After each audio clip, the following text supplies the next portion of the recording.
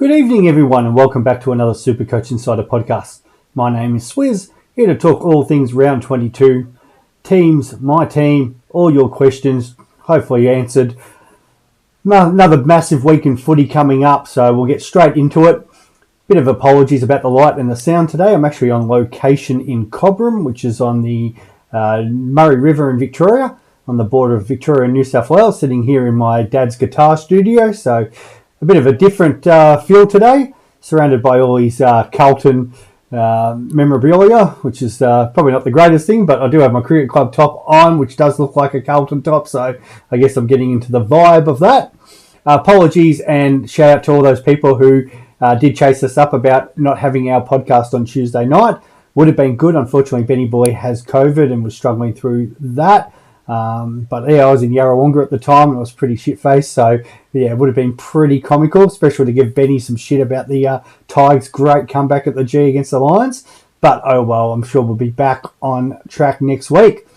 In regards to me, 24.55 last week, which I was flying up until Super Sunday again, which just continues to drain the life out of me. Still went up 52 spots, 296 overall. I feel like I'm about 100 to 150 points behind Benny, so it was looking really good. And then, yeah, Ben saved his round on the Sunday, and unfortunately I didn't.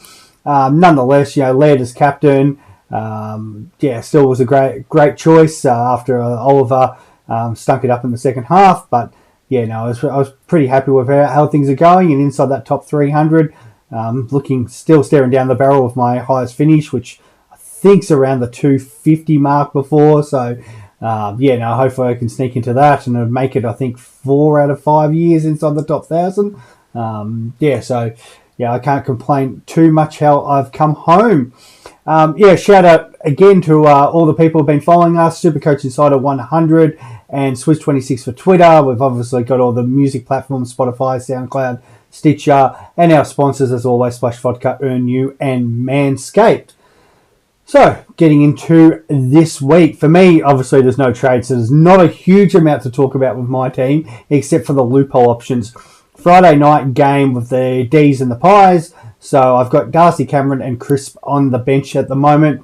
So, I've got the ability with Dirksen there sitting at D6 and just taking Crisp's score. However, if Crisp was to stink it up again, another 60 like he did last week, Himmelberg will go back and swap with Dirksen, and I'll take Darcy Cameron's score. So it's pretty much whoever scores best out of Crisp or Darcy Cameron gets on the field.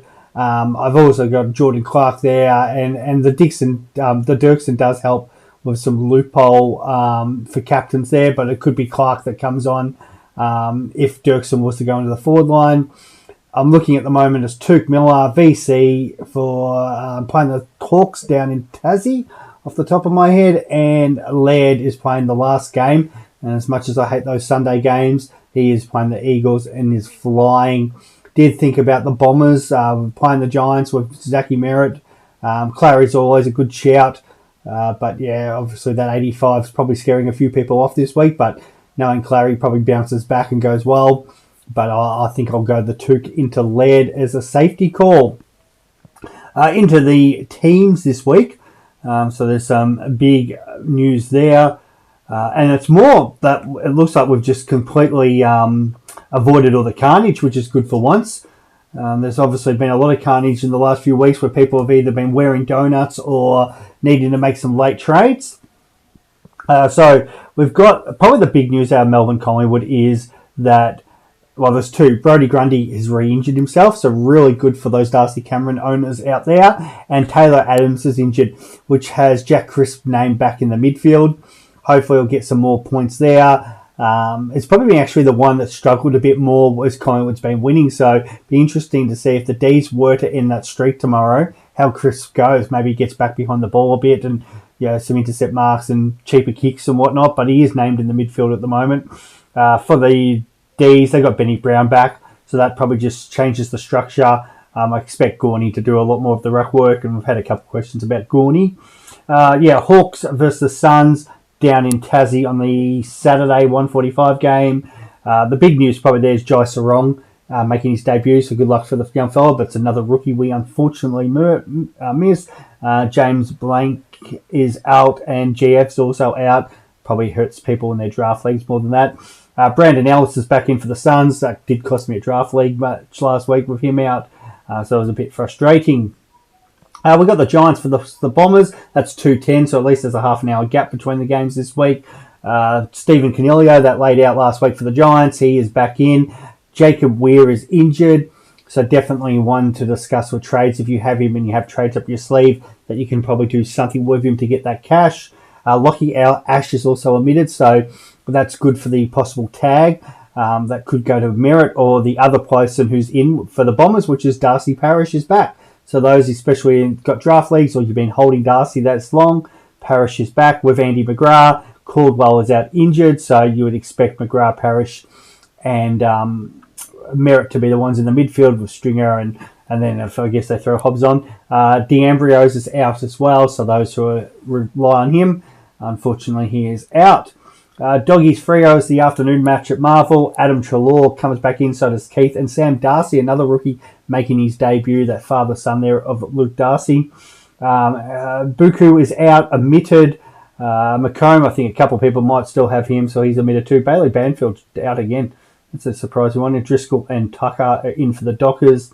So the Bulldogs are pretty well as full strength as they've been all year. So if one for the tipping there, maybe did back them in as much as Freo have been a bit up and down the last few weeks. I'm pretty confident of the Doggies in this because they do look full strength. Their backline, they've actually named Treloar in the backline. I think Caleb Daniels coming off the bench here, so straight back there. Richards on the wing with Bailey Smith, and then that full-on midfield, Bond, McRae and Libber. We always talked about that once the Dogs got all their players back, that Bont would be very much in that midfield. Obviously, Dunkley's playing a little bit more up there, so it's probably if you've got the ability to loophole and Dunkley comes off, he was awesome last week, absolutely massive, but with them all full strength, they can go 1-2 ways. The hope is, if the Dogs do dominate Fremantle, that Dunkley gets on the end some goals and still scores well. Saturday night, the early game is Geelong St Kilda at 7:25. Stanley's back in. Rowan and Selwood's been managed after his 350th. And for the Saints, not much to say there. Howard, you got Leonard and Burns, so nothing there. Port Adelaide Richmond does have a bit of relevance.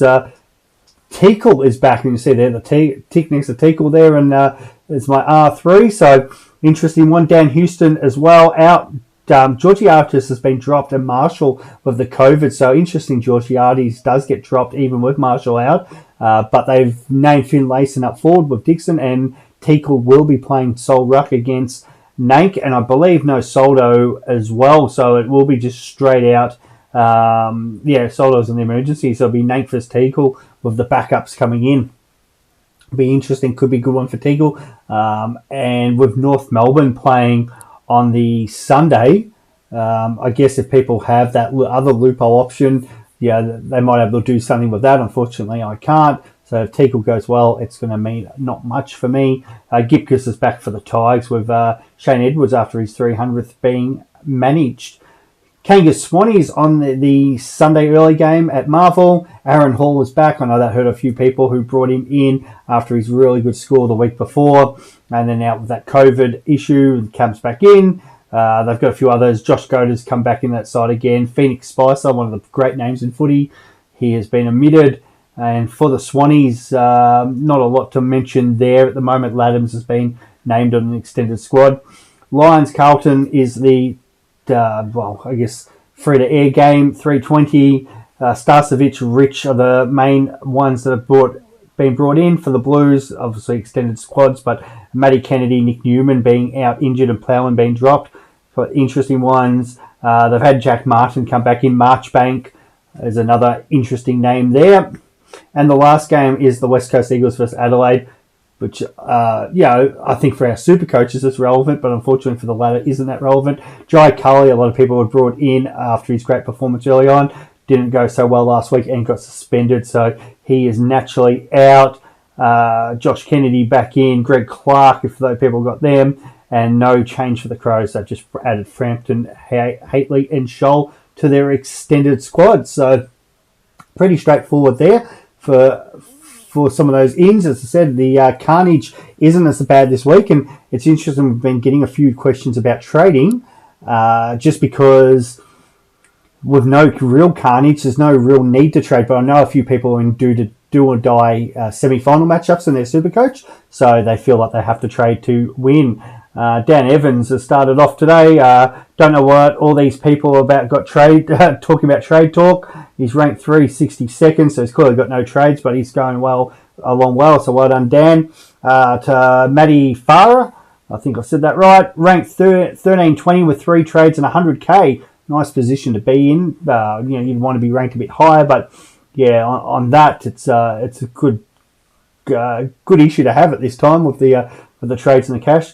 Question is regarding my backline problems. Hewitt obviously not being back in, and Crisp. Last week I loopholed Burgoyne, who 85, so well done to those had him, and kept Hewitt. I could do the same and trade Chris, who is scoring less, or do I keep Chris and trade Hewitt, or trade both? Trade in options are Sinclair, who I think is too pricey, correct, and probably could get a tag.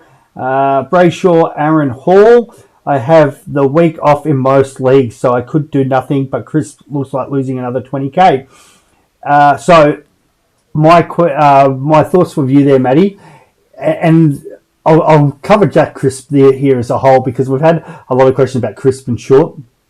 So thank you to those people. And I was talking to Emily, aka Supercoach Mama, today, and she had a lot of questions and DMs about Crisp and Short as well. So Short did make the move back to the backline a bit more last week. So naturally, with his scoring, probably would have wanted a little bit more, especially kicked a goal, and then that little bit time in the midfield and stuff. So the 74, I've probably got more concerns around Short, unfortunately.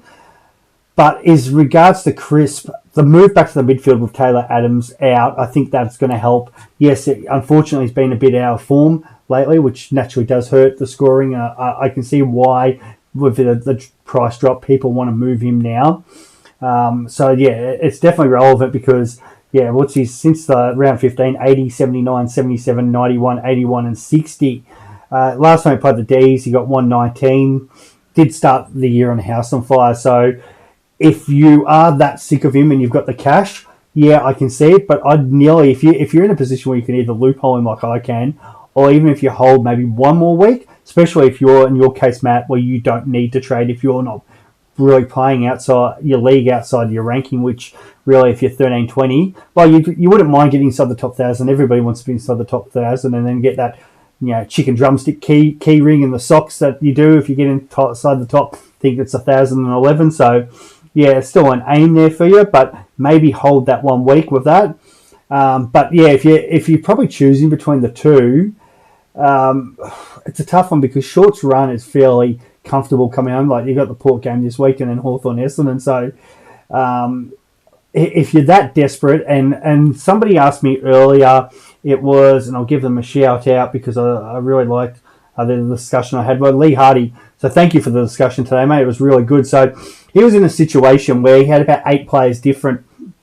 So we discussed the idea of, if you're going to make a trade, in a perfect world, you want to try to get one of your rookie. If you've got 2 trades left and you're all in, if you can get Weir and Hobbs, for example, which are a position that a lot of people are in, or they might have somebody else who's got some cash there. If you can go one up, one down instead of doing these side swaps, it's always the best move. And for him, we kind of came up with the idea of going Dawson, which eliminated another matchup with his opponent, because his opponent also had Dawson, but then gave him the ability this week to, if he was behind going to the last match, he could swap Dawson to Hearn and give him the opportunity to win that matchup. But if he was ahead, Dawson versus Dawson, that doesn't cost him any points. And that trade also then meant, it's only 6 or 7 players difference in those pod matchups. So you're trying to eliminate as many pod matchups as possible in your league head-to-head. And in a perfect world, if you are in a situation where you want to trade and you've got the money to trade Short or Chris, and you're really keen on doing it, then look at maybe Dawson if you don't have him, or you might be looking at somebody on the maybe Shannon Hearn, who is flying at the moment, but you want to try to leave it as late as possible, and then kind of get an idea of your matchup. So you have a look coming into the Brisbane Carlton game, and if you think you're pretty safe, especially if you're, say, trading Hewitt, as the question was before, if you look like you're going to win without trading Hewitt, and say you've got Burgo in there and you're looking pretty good, well, there's no need to trade him. But if you look like you're going to lose that semi-final matchup and you've got Hewitt there, then going to Dawson or Hearn is, a side swap for most people who have a little bit of cash, and that can be the difference to getting you that league win and onto prelims next week. So I hope that kind of helps with that, because there are a couple of options there with that West Coast Adelaide game. Even if you don't have much cash, and let's just say you've got the ability to say a forward loophole like here with Darcy Cameron, or like Crisp, you've got the idea you can loophole him, and you might have Weir. You might do an early trade now and say it might be Malira, it might be somebody like that. It might be a Josh Kennedy if you don't have much cash and you just want to sideswipe one of those Hobbs or Weir types. Somebody who might have to go, nuts in that West Coast Adelaide game without touching your premiums. So there's nothing wrong with going Hobbs to say Josh Kennedy, especially if you've got 3 or 4 trades and there's a chance that he could have a good field day back home, about to retire against Adelaide. You could see Kennedy kicking 5 goals this week. So he might be the one if one of these players doesn't bang. So yeah, there's a few things you could get really creative with. Like everybody wants like premiums and the top players, but doesn't necessarily have to be the case. If you can turn one of your rookies into a guy who might able to just go off for 1 week, and that's the difference for winning. You prefer something, maybe not as much as Kennedy, because he'll probably be out next week rested until or he might play 1 more week and then that's it. He probably won't play the Geelong West Coast game. So you just look at it's maybe a player who might able to go off for 2 or 3 weeks. Look at those easy fixtures. Richmond, for example, Port, Hawthorn, Essendon. So you just have a look at that and think, well, there might be some good, even Richmond spilled points, so you might look at Hawthorn, for example, and go, well, Suns at home, and then they've got and then the Tigers. Maybe there's a player there who's cheap enough. Maybe it's a Luke Bruce, for example, who could get on the end of 4 or 5 goals, and definitely discuss that. And here's my dad coming in with his guitar, so to my viewers out there, Dad, you can give us a quick wave. All right. Thanks, Dad. All right, moving on. Lee Hardy asking another question there about as we discussed with Taylor Adams being out. So Lee, once again, thank you for your contributions this week. What have we got here? That's my Twitter website. Anders, thanks for the. I absolutely love this meme that you made up. With the Fat Tony and the Simpsons. Absolutely love the Simpsons and that. And put when Fat Tony was asking Marge and Homer about the money, the pretzel money, he's put, I'm afraid I must insist. You see, I have been most vocal on the subject of the Supercoach Insider podcast. Where is the podcast? Is it Wednesday? Why haven't you released the podcast? I want the podcast now, and so on. I thought that was really creative, mate. So well done on that. All right, what have we got here? Benny talking about the bloody Brisbane Lions. What else? Apologies here as we're trying to look through questions. Thursday. All right, so we've got from Mitch Acosta. Mitch Acosta, always appreciate all your messaging through the week, buddy. Can Bolton average 100 as a forward next year, or will be a tease like Heaney is a good? And there's a bit of good discussion about this on Twitter. I think Anders did get involved. Well, Heaney's been the 6th top forward again this year. The problem with someone like him, it's just like you take the highs and the lows. But if that was someone you started round 1, well, you've had locked in for the whole season, the 6th best forward. Probably what kills your Heaneys and Boltons these days is the change of positioning 3 times that we get through the season. So if you've got especially Heaney and if we didn't get Bont and Parker, you're looking at the 4th best forward. And Shai Bolton's got the potential to do that. Like we've seen what he can do in spurts. If Dusty was to move on, or as you know, obviously he's now in the twilight of his career, Bolton's getting that more reliance on his game as he continues to develop. Some games this year he's kicked like 5 points. I think he kicked 2-6 on the weekend. He's going to have games in the future where he's going to probably kick 5, 6, 7 goals, kind of like Dusty has done, and have those absolute massive games. Unfortunately with Bolton, because he's not pure midfield, he's going to have the low ones, and hopefully those couple low ones he had this year, which I think he was a 30 and a 52, they start becoming sort of 60s and 70s. So it just increases his baseline. And then the good games, if he can throw a few more 120, 130, 140s in there, especially as he kicks goals and has 25 touches, definitely is going to be around the mark. So it'd be interesting to see what happens with those dual position players going forward, because as I said, that does hurt and hurts the relevance of Heaney and Bolton. But I can definitely see him being an 100 guy at some point. And the breakout's going to come 1 year. There'll be 1 year where you'll just go ham and probably be like that good year of Dusty and just goes like that 119 and then probably goes back to that 100, 105 guy. But it will come. The problem is, how early do you go on it to predict? And it's a lot of players. There's a lot of discussion about Chad Warner for next year. Noah Anderson, is this the year they become full premium? We've seen it with Brayshaw. He's finally done it. Tracks now there. It takes a while for some of these players to go, but if you're on early, and that's the difference. Like we've seen with my race, I've jumped on Himmelberg at the right time. Darcy Cameron came in. Few people, we've had Will Brodie because of the move this year. But if you get the players at the right time with the position move, and you've got on them cheap enough, it's a fantastic payoff. There's a few Peterman, and Nathan got into that conversation, so appreciate that. DV also asked about Short and Crisp with his final two trades. I'm playing for my league prelim and grand final, so not ranking. So that's again, as I said, if there's a way you can do it. Crisp's hard because he plays on the Friday night, so you've got to kind of make the commitment, or you need to put him on the bench and loophole. So if you can do something like that, as I said.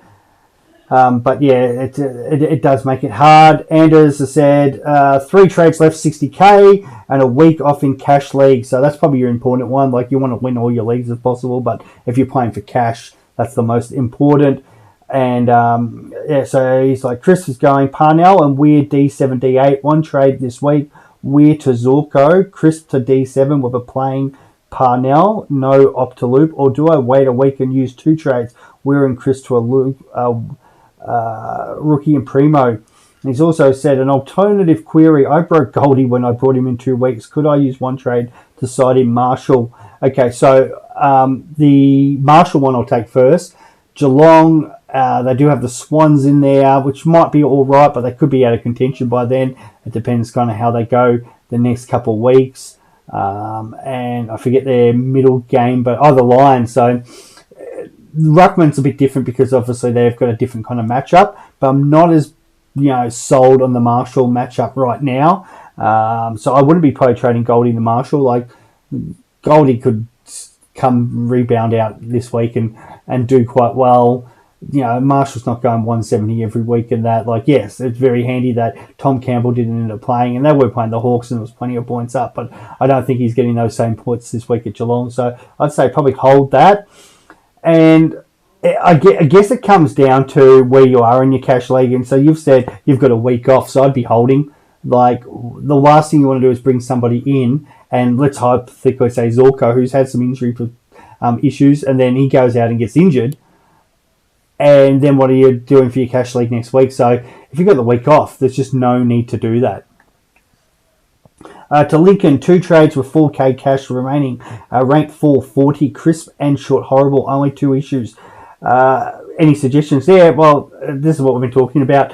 And as I said, talking to Supercoach Mama about that, she's very much against not trading Crisp, and I'd probably be holding Short too. 3 rounds left. What happens if Carnage hits next week? We always know, especially that last round, if teams can't win, there could be primos out. So let's just hypothetically say the Saints can't make it. Let's just say the Tigers or the Doggies, they go bang bang, and the Saints lose, and then they're out of contention. What happens if then, say, Sinclair doesn't play last round? What's your option there? Let's just say GWS, and some people have got Kelly, or maybe it's Himmelberg, or could be one of those kind of players.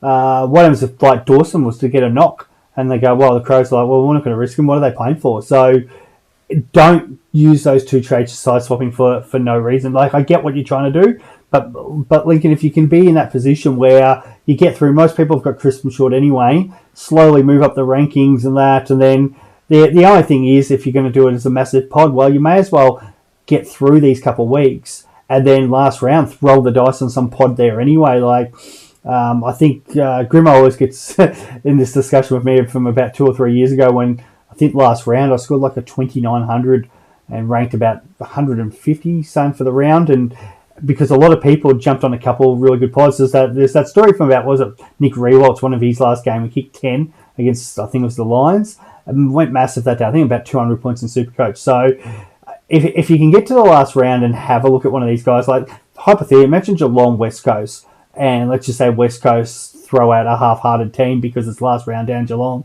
and Geelong might bring in a certain player. Maybe let's just say they've rested Cameron and it was all about Hawkins there, or something like that. There's a player there that you can trade in who's going to go massive in that last week. So if you can hold, that's where you're going to get your leg up coming that last round, especially if people get injuries. To Julie, great match last week. I'm sure you're happy, as Ben is not. Yes, again, asking about crisp and short. So, yes, I've answered that. Corey, the good North Melbourne man. I have one trade in 24K. Who do I trade out of Baker, crisp or short? As not sure what to do. Can't get anyone special or not.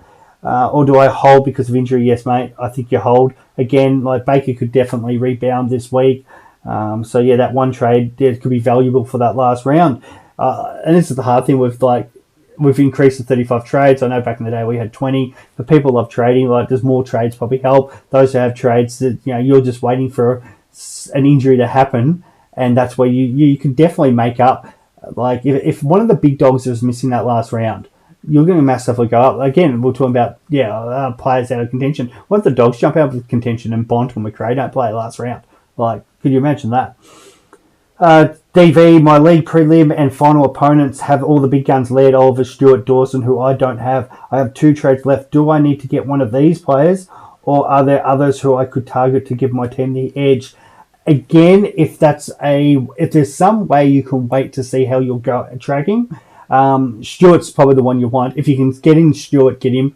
Those games down Geelong, he's just going to feast. They're not going to rest him because he's already had his rest because of the suspension. So he's the one I would recommend.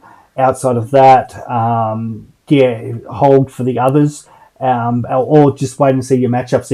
If you get to that last game and there's a way, or you get to Sunday and the person you're looking at trading out to get in, say Laird or Dawson, well, then go and do it. But definitely go out and get Stewart. That's the one I'm definitely recommending to people. Couple of other final thoughts. I heard a couple of people ask me about like trades and just general footy. So it's really interesting news that's just come out about Buddy Franklin. I know the Swannies were looking about a 500, 600k deal for 1 year for him. Apparently him and his partner have bought a house up in Brisbane or Queensland where he's got some family. So he's apparently met with the Brisbane Lions about a possible move up there, which you would think could possibly be maybe a 2-year deal at 35. That would be really interesting, which pretty well all means McStay is off to Collingwood. I think that's 4 or 5 years at 600,000, so that's interesting. And if McStay goes, well, then the rumours keep heating up about Grundy. So does then Collingwood go, okay, we move Grundy if we can get a suitor and maybe not any draft capable back, but just get him more money off the books. McStay comes in, Taranto then is able to come in. They might be able to use some of that money to smooth over some of these young fellas that are going to obviously need a pay rise. Cameron becomes your forward. Cameron becomes your permanent ruck. McStay goes forward. Probably Mason Cox is pretty close to done anyway. Taranto in the midfield. Probably the Pies team does look better like that. And then there's the Lions one last crack with Danaher, Hipwood and Buddy. But if they can stay on the park, that looks really interesting for that last chance while they've still got Rich and Zorko up there and aging Neil. And probably suits the Swans because they don't want to, obviously, they need that money for some of these young players. Warner, Goulden, Heaney, Mills, and then, your Rowbottoms and Florence and the list goes on up there. So that's probably win-win-win there. Some rumours about Heppel going to the Suns. He's been offered 1 year from the Bombers. It doesn't seem like too many Bombers supporters are crying about the idea that Heppel could go up to the Suns as sort of that leadership, maybe playing senior role and then moves into assistant coaching up there. So that could be really interesting. And for the Lions, Will Ashcroft has nominated for them for father and son. Definitely the best kid in the draft, a bit like Dacos last year. Doesn't mean he might not get bidded at one. But this kid had 51 possessions in one of the NAB games the other day. I think he's had 44 as well. Carved up the under-18 championships. So, yeah, it's worthy, definitely worthy as the number one pick. Probably not great, that decision for us super coaches, because he's going to be the highest priced player. And that Brisbane midfield will be, all out going for a flag. He'll get game time, but you'd think he's probably going to start off maybe in the forward line or something like that, where, it's not that super coach friendly role for us, unfortunately, but that's the way it goes. If he was going to North Melbourne, he probably would have been a lock in everyone's team. So kind of make things a little bit interesting there. So North Melbourne or West Coast, whoever finishes with the spoon, will be pushed back to pick 2. And there'll be a lot of discussion then come with these draft and trade times like the Giants. There's a lot of discussion about how much room they have in their salary cap and how much they have to get out with some of these players. Taranto, Hopper. Can they hold on to Tom Green the following year? Tanner Bruin to Geelong. It's going to be a really interesting time. And I'm sure Benny, myself, and Chris will discuss that. Chris is still on his high. We'll see if he's on his high tomorrow night come that game. The Lions, Benny Boy probably made the excuse about COVID this week. And, I'm up and about for once because the Tigers actually had a win. And, so it's all good. As always, try to get in contact with us on that. I probably won't be as much on Saturday. Got cricket semi-final. Shout out as well to Jiven, who it's a unique thing. We had an Austrian girl play cricket with us on the weekend, so you don't see that much. It's flown over from Austria to come play cricket, so give her an absolute shout out there, because just one of those unique sporting arrangements. And the AFLW season starting up soon. I do know there's an online fantasy thing. I think I'll have to find the address for people. But I did do it last year, so it'll be interesting. I'm pretty sure they're doing it today. I'm doing it again this season. And Chris is very interested in Fantasy Premier League, which is kicking off this weekend. So he's trying to bug me about getting a pod up for that. So we'll see if we get enough time to have a discussion around that. But if you're maybe interested, we might have to get some sort of league or something happening. But outside of that, everybody happy super coaching. Hopefully no carnage injuries through this round 21. Good luck to all tipsters too this week, because it's a bit of a brutal round for the old tipster. But it should be a good one for us footy fans. All the best, and we'll talk soon. Bye.